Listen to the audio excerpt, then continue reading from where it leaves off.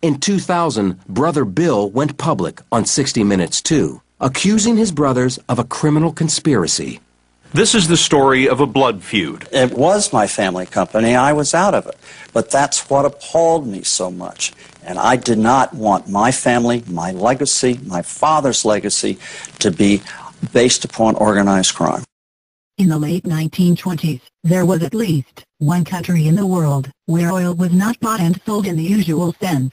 Communist Russia. The communists had been trying to take advantage of their immense oil reserves since gaining power in 1917, and under Joseph Stalin, the drive to industrial efficiency was pursued with ruthless speed, but without the benefit of Western technology. Koch Industries founder, Fred Koch, offered to build oil refineries in communist Russia that would be more efficient than those in the West. The young engineer's ideas were welcomed, and he was awarded a large contract to coincide with Stalin's first five-year plan, beginning in 1929. The contract called for construction of 15 refineries, for an initial fee of $5 million, from which Koch and his partner, L.E. Winkler, are said to have netted a $500,000 profit, which was great wealth at the peak of the Great Depression years. Koch's work in communist Russia necessitated sojourns in that country, offering the Texas farm boy an intimate look at the Soviet system, while providing the cash he would later need in building his U.S. empire. The Winkler-Koch Engineering venture lasted until 1932. Between 1929 and 1932,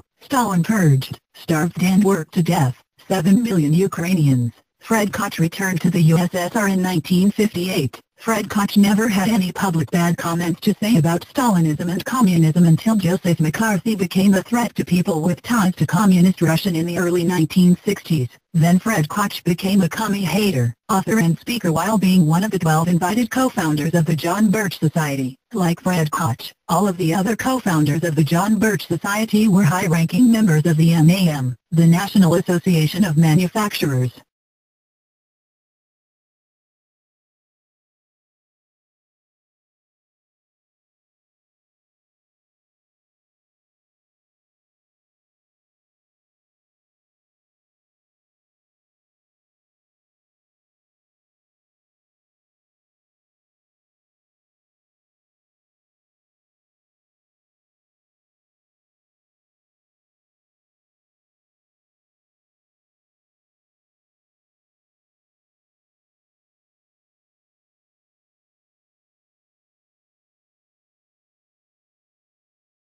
It was my family company. I was out of it.